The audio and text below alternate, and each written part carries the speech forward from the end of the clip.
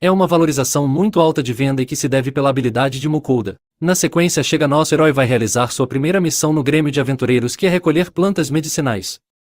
Fel aplica uma proteção em Mukolda e sai para caçar. O protagonista acha com facilidade as plantas e recolhe uma quantidade ainda maior do que o pedido e depois faz macarrão para o almoço. Fel chega e diz que abateu alguns monstros e Mukolda promete os recolher após a refeição. Fel ama a comida de Mukolda. Ao chegar na floresta existe uma grande pilha de monstros que Fel derrotou.